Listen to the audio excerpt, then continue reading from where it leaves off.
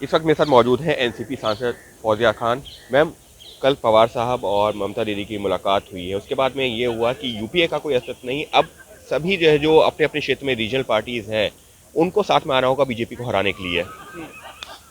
हाँ, ये ज़रूरी है क्योंकि अगर हम ये राइट विंग जो है तरीक़ा इसको अगर हटाना चाहते हैं इस देश में से, अगर फैसिज़म को हटाना चाहते हैं, तो जितने लाइक माइंडेड पार्टीज़ हैं रीजनल लेवल पर अपने अपने जगह अगर वो सब एक आ जाते हैं और एकजुट होकर अगर ये सिर्फ इतना तय कर लेते हैं कि बीजेपी हटना जी। चाहिए, तो निश्चित तौर पर हमारे सामने कामयाबी रहेगी, ऐसा मुझे लगता है। और ये बहुत ही अच्छी पहल है, बहुत अच्छा इनिशिएटिव है। लेकिन मैम, ममता दीदी ने एक चीज़ और कही है कि अब यूपीए का असर नहीं, अब हमको जो है रीजनल पार्टीज को मिलकर के साथ में आना होगा। तो अभी तक आप लोग जो है एनसीपी यूपीए का हिस्सा थी, तो अब यूपीए का फिर क्या होगा?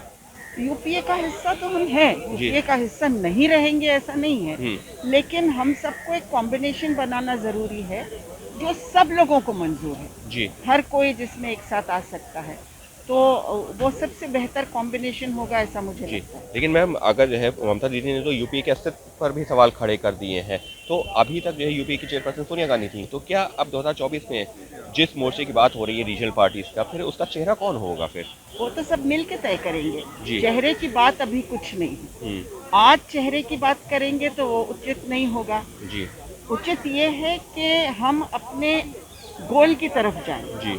और हमारा गोल ये है कि बीजेपी इस देश में ना रहे। जी। लेकिन मैम, अब जो है सवाल तो हो रहा है, कांग्रेस की तरफ से कहा जा रहा है कि बिना कांग्रेस के तो कोई मोर्चा बन ही नहीं सकता, बीजेपी को हराने के लिए जरूरी है कि कांग्रेस भी रहे, और यूपीए उसमें जो है सबसे सबको साथ में रखा है। हाँ, तो ये सब तय होगा, जी। ये सब हमारे लीडर्स मिलके तय करेंगे कि किस तरह से हमको आगे जाना है। जी। गोल हमारा ये है कि हम सबको एक होके चलना है हम्म। और उस तरह से हम आगे। लेकिन आपको लग रहा है कि यूपीए अब दरक रहा है, एक नया मोर्चा बन रहा है 2024 के लिए? आप जो पूछना चाह रहे जी। हैं वो आज मैं आपको नहीं बता पाऊंगी, जी। क्योंकि ये तो तय करने वाले हमारे हायर लीडर्स हैं, जी। हम जी। छोटे कार्यकर्ता हैं। तो ये है एनसीपी सांसद फौजिया खान, जिनका साफ तौर पर कहना है कि बीजेपी को हराने के लिए ज़रूरी है कि अब जो है जो सभी रीजनल पार्टीज हैं जो अपने अपने क्षेत्र में मौजूद हैं वो साथ में आए। हालांकि क्या स्वरूप होगा, कौन उसका नेता होगा, उसको लेकर के अभी भी किसी को स्थिति साफ नहीं है, लेकिन निश्चित तौर पर यूपीए में दरार पड़ रही है, ये अपने आप में एक अहम सवाल है। हमारे साथ मौजूद हैं कांग्रेस की सांसद अमी याग्निक।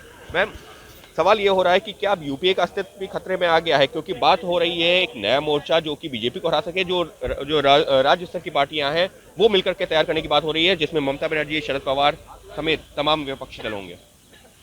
देखिए, हर एक विपक्ष दल को अपना रास्ता चुनने की राइट होती है। वो अपने दल के लिए क्या करना चाहते, वो अपना दल किस चीज़ के लिए, इस देश के लिए कौन से मुद्दे पे लड़ता है, वो उनको तय करना है। यूपीए है कि नहीं है, वो यूपीए के हिस्से है कि नहीं है, वो तो जब वो सब समय आता है तब तय करना होता है। पर उन्होंने अगर जो कहा कि भाई वो यूपीए में है या नहीं है, तो वो उनकी राय है। जी। पर अगर वो कुछ कांग्रेस को कहते हैं तो कांग्रेस के शीर्ष नेतृत्व ने बताया है, जी। और हम सब कांग्रेस पार्टी के जो कार्यकर है, सारे कार्यकरी है, जी। वो मानते हैं कि हम देश के लिए लड़ते हैं, देश के मुद्दों के लिए लड़ते हैं।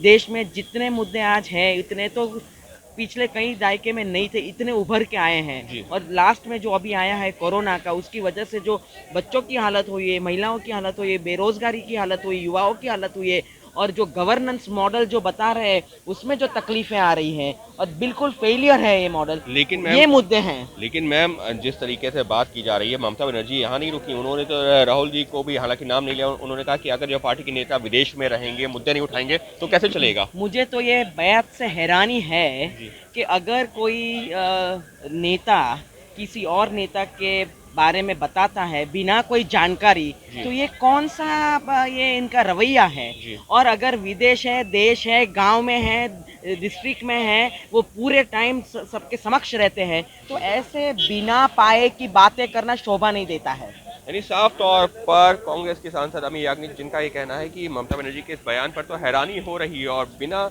तथ्यों के इस तरीके की बातें करना ठीक नहीं, यानी कि अब कांग्रेस भी आक्रामक रुख अख्तियार कर रही है ममता बनर्जी को लेकर के। Ankit Gupta, ABP news, Delhi.